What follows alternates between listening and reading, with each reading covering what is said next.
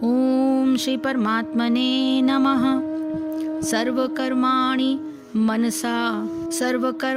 मनसा सन्न्यस्य आस्ते सुखं वशी नवद्वारे पूरे देहि न एव कुर्वन् न कारयन्। सर्व यानी समस्त, कर्माणि कर्मों को, मनसा मन से, सन्न्यस्य त्याग कर, आस्ते रहता है, सुखम सुख में, वशी यानी संयमी, नवद्वारे नौ द्वारों वाले, पूरे नगर में, देहवान आत्मा, देही, न यानी नहीं, एवं निश्चय ही, कुर्वन करता हुआ, न यानी नहीं, कार्यन कराता हुआ।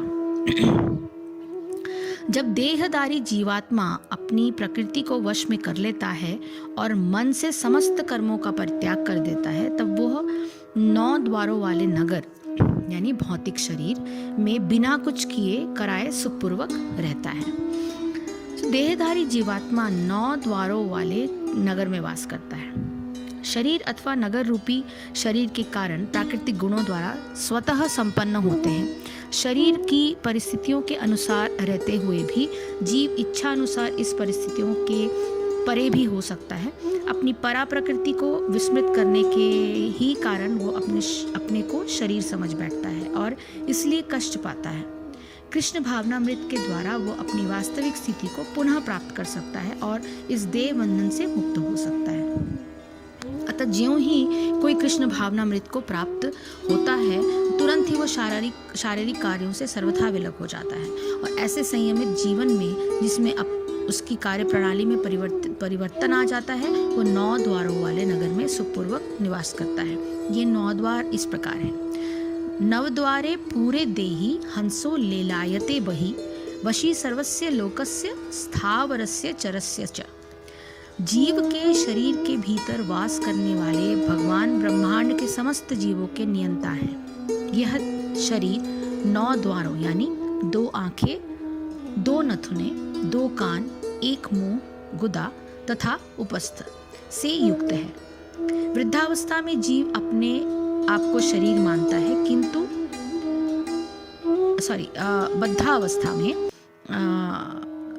बद्ध अवस्था में जीव अपने आप को शरीर मानता है, किंतु जब वो अपनी पहचान अपने अंतर के भगवान से करता है तो वो शरीर में रहते हुए भी भगवान की भांति मुक्त हो जाता है। अतः कृष्ण भावना भावित व्यक्ति शरीर के बाह्य तथा आंतरिक दोनों के कर्मों से मुक्त रहता है। जिसका मन वश में है, यानी इसको थोड़े एलाबोरेट वे में अगर हल्के शब्दों में समझे तो जिसका मन भगवान के वश में है, जिसका मन वश में है, ऐसा देहधारी सांख्य योगी 9 द्वारों वाला शरीर रूपी यानी पुर अर्थात घर में संपूर्ण कर्मों का मन से त्याग करके अवश्य ही अपने कर्मों को करता हुआ या करवाता हुआ अपने आत्मस्वरूप में स्थित रहता है। तो इस श्लोक में आए कुछ पॉइंट्स हैं जो थोड़ा सा और एक्सप्लेन करना चाहूँगी। सर्वकर्माणि मनसा सन्न्यस्य यानी मनुष्य के सारे कर्म शरीर, इंद्रियां, मन, बुद्धि और अहंकार के द्वारा होने वाली क्रियाओं से संपन्न होते हैं। इनमें से शरीर, इंद्रियों, मन और बुद्धि से क्रियाओं में चेष्टा होती है। अहंकार से केवल यह विचार होता है कि कर्म और कर्मफल भोग से सुख दुख, लाभ हानि, यश अपयश की प्राप्ति होने पर कर्म करने वालों की अपनी स्थिति पर कोई प्रभाव होगा अथवा नहीं। सांख्य योगी इसके स्थान पर अपने शरीर, इंद्रियों आदि से संपन्न होने वाले कर्मों से अहंकार का संबंध त्याग देता है। यह त्याग मन के दृढ़ विचार से होता है और बुद्धि का भी इसमें पूर्ण सहयोग रहता है। इस त्याग के कारण सांख्य योगी का तो कर्म करने में अथवा कर्म को नहीं करने में कोई अहंकार नहीं रहता। प्रकृति के नियमों के अनुसार गुणों की अंतःक्रिया से उसके शरीर आदि की क्रियाएं संपन्न होती रहती हैं, जैसा कि पहले कहा जा चुका है। एक वृक्ष की शाखाएं, पत्तियां आदि वायु के झोंके से यदि हिलती हैं तो उसमें वृक्ष की इच्छा का कोई संबंध नहीं होता। वायु के रुकने पर शाखाओं इत्यादि का हिलना भी बंद हो जाता है। हिलने या न हिलने से वृक्ष की कोई हानि नहीं होती और न कोई लाभ होता है। वृक्ष उससे सर्वथा निरपेक्ष रहता है। इसी प्रकार सांख्य योगी के शरीर आदि द्वारा जो कर्म होते हैं उनमें यह केवल प्रकृति के 3 गुणों की अंतःक्रियाओं को ही हेतु समझता है। उन कर्मों को करने अथवा न करने से उसका कोई संबंध नहीं होता। मन बुद्धि के विचार की दृढ़ता से वो ऐसे त्याग की स्थिति में रहता है। इसलिए इस श्लोक में भगवान बताते हैं कि वो मन से संपूर्ण कर्मों का विवेक पूर्वक त्याग कर देता है। यह त्याग न तो द्वेष मूलक होता है न तिरस्कार मूलक होता है, अपितु सर्वथा निरपेक्षता मूलक होता है। दूसरा, नैव कुर्वन् न कार्येन। साधारण मनुष्य स्वयं कर्म करते समय अथवा किसी अन्य से करवाते समय कर्मों से और कर्म फलों से सुख दुख लाभ हानि का आदि का संबंध मानता है। इसी कारण वो उनसे बंध जाता है। सांख्य योगी में कर्म करने का भाव ही न होने के कारण उसका उस कर्मों से कोई संबंध नहीं रहता, चाहे वह स्वयं उन कर्मों को करे अथवा किसी अन्य से करवाए। स्वार्थ का कोई भी संबंध न रहने से उसके शरीर द्वारा किए गए कर्म स्वाभाविक रूप से केवल लोक हितार्थी होते हैं। तीसरा, नवद्वारे पूरे देही वशी सुखम आस्ते।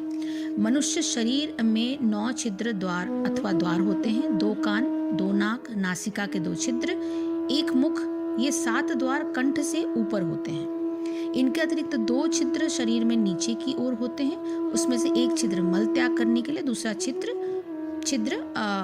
मूत्र त्याग करने के लिए। इस प्रकार मनुष्य के शरीर में 9 द्वारों की गणना करने में उसकी उपमा उस नगर अथवा घर से दी गई है जिसमें 9 द्वार हो। यहाँ सांख्य योगी की स्थिति साधारण मनुष्य से विलक्षण बताते हुए उसे वशी बताया गया है, अर्थात कि मन सहित इंद्रियों पर उसका पूरा नियंत्रण रहता है।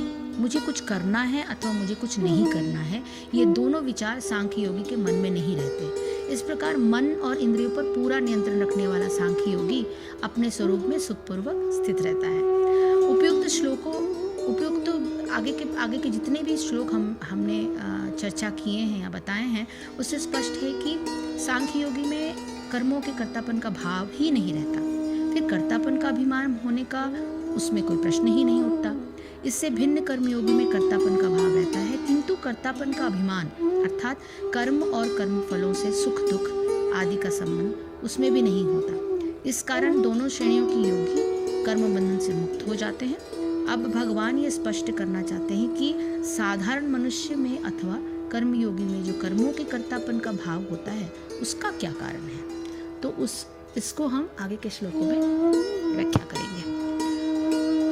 हरिओम तत्सत, हरिओम तत्सत, हरिओम तत्सत। जय श्री कृष्ण, जय गुरुदेव।